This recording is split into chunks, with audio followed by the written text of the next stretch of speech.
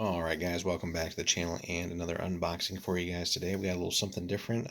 We haven't had much Team Yankee before, but we do have a pretty decent West German force that we've been working on for you guys, and getting pretty close to having everything that we want for it. So one of the last little bits here, before some of the newer things come out, was sort of finishing up our Gepard platoon. So we do have finally the last of these, give us the full 6, I believe, that you can take. So just a fun little vehicle, if for nothing else than just to mow down some infantry with these things. But good way for the West Germans to keep the skies clear of things like Hinds and Apaches and other stuff. So anyway, we'll be right back, guys. We'll get this open for you and we'll talk about it. Alrighty, guys, we are back. We got everything opened up for you. So here's what you get in the box. So basically, we get 2 vehicles, and again, it's nice that these are basically one-piece resin hulls. You don't have to glue any metal tracks on, no side skirts to glue on or anything like that. Those are always kind of a pain in the ass. And again, just fantastic detail. So I mean, if you're already a Yankee player, Flames of War player, just Battlefront product user, you know what their resin's like. So again, pretty crisp details all overall, and really not much, if any, in the way of cleanup work that needs to be done here. So great stuff there. So again, that's the body of the tank, and then the main bit of the turret here.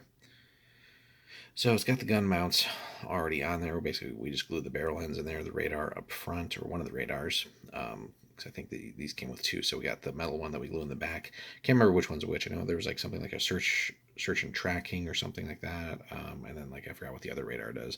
I think it might have been fire control or something like that. If you're a history buff, specifically, you know about what each of these radars did on this vehicle, let us know. Should know as a German, but not overly familiar with which one did which. But anyway, great crisp detail on here. So the guns fit in nice and smooth. Got to just trim them up a little bit, as is normal. And then the radar sits at the back here. I kind of wish they would have just made that like a single resin piece that you just glue on top, or even just a single metal piece. But unfortunately, the radars, as we know, or if you're familiar with these, are indeed 2 pieces. And speaking of which, we get our fiddly metal bits here. So basically 4 cannon barrels. Not too much to say about them. They look as advertised.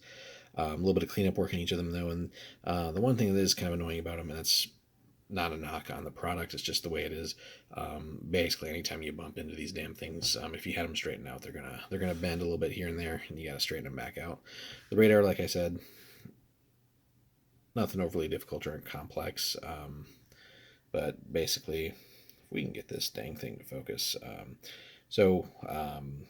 We glue the other smaller bit to the front of that, and then we glue the whole thing into the turret. So it works. It's not all that bad. A little bit of trim work to do here and there.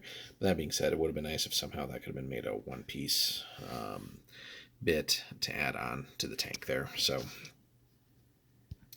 try and get that into some sort of focus for you guys and up close so you can see that.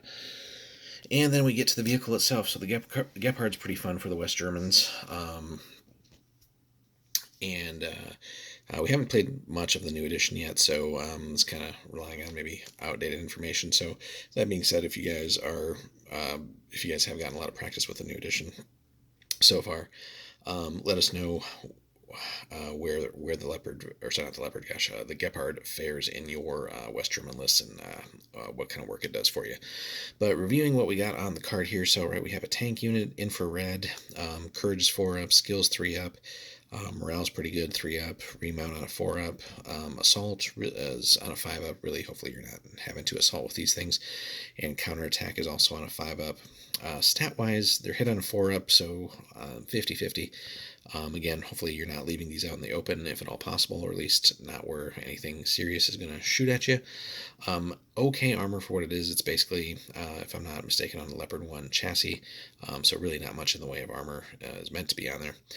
But front 3, side 2, and top of 1, so it's not something like a soft skin vehicle by any means, but any MBT or missile is going to just wreck you, or anything of a serious caliber. Not going to stand up to bombs and other things like that. But not too much to worry about from just like, or nothing really to worry about from like infantry rifles, anything like that. Autocannons, though, will generally have enough to punch through, but you got decent enough armor to have a relatively decent shot of surviving that. But again, anything with bigger calibers, as you can see here, these things are just sporting 35 mils, and they have an AT of 11, so obviously those are going to be unsavable for you. So can't be too aggressive with these guys, or like I said, out in the open where you're going to be uh, taking shots from too much of the enemy army. On the movement side, about what you would expect there: 10 tactical, 16 terrain, dash, 28 country, and 32 road, and crossing on a 2+, which of course great stuff there. But the business end of these is the twin 35 mil L90 guns. If you've never seen these actually like fire before, there's plenty of videos on YouTube. Just check them out. Some historical footage and documentaries, really good stuff. And I don't believe it's with the Bundeswehr anymore, unfortunately. I think they got rid of it, and not sure if they've actually gotten like a direct replacement for it yet. That being said, these things are just fantastic as far as like in-game stats go. So halted, rate of fire 5 per tank. Still on a move, it's still 4. So you're rocking like a full group of these guys, 6 of them. You're still throwing 24 shots moving, which is bonkers. It's a lot of points, yes, but hilarious bucket of dice nonetheless. AT 11, like we said, so pretty decent there. So we're gonna make short work of soft skins and pretty much most like armored cars, transports and stuff like that. And if we get lucky, we can on certain tanks and stuff like that. If we get some side shots, uh, we might be getting through there. Firepower is only 4 up, but it's 50-50 shot, and even if we're not necessarily destroying off of that, certainly there's going to be some bales and stuff like that. Um, it is, or also does also have dedicated AA and radar, which we'll see on the back here in a moment. So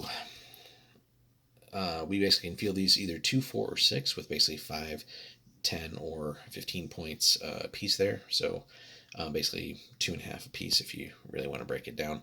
I feel like for the most part, we're probably, at least in some of our test games that we're going to have here, and some battle reports that we're going to bring you guys, I think we're going to probably roll with the four of them. 2 just doesn't seem like it's going to do enough work, although it's pretty damn dirt cheap. But let us know, guys. So, and then the cool thing there is if you do run these, you can take a Fliegerfaust Gruppe to go with those. On the special rule side, you have dedicated AA, so again, full rate of fire when firing at aircraft. And if I'm not mistaken, that would potentially count while you're moving. Let us know, guys, in the comments for those who are a little more experienced with Yankee than we are right now, especially second ed. It does have infrared, so again, roll 2 dice for night visibility and choose the highest. And radar, so no to hit penalty for range over 16 inches or 40 centimeters for those on the metric system, and range is 40 when shooting at aircraft. So in a decent spot, if these guys can do their dedicated roll pretty damn well. 40-inch bubble can cover a lot of real estate if you can get these guys up the table a little bit, but in cover, and where you can start hopefully locking down the enemy air and just start dropping helicopters and planes until you basically establish air dominance. And like we said on the other side, just the ridiculous rate of fire that these things have, especially in quantity.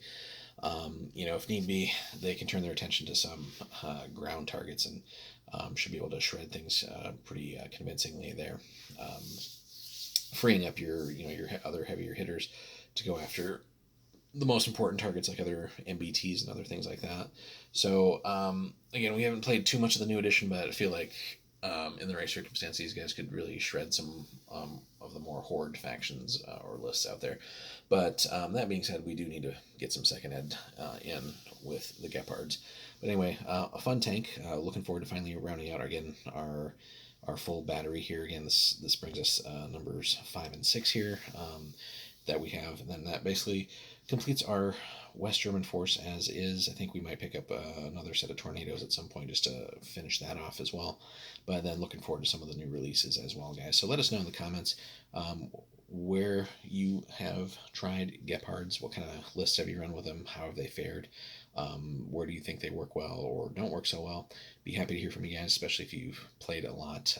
Recently, we've been just it's been a solid minute or two since we've played some Yankee, but looking forward to getting back in it. Hope you guys enjoyed our little unboxing today. Hit us up with a like and a subscribe if you could, and then stay tuned. We have more Yankee content coming for you guys very soon. Take care.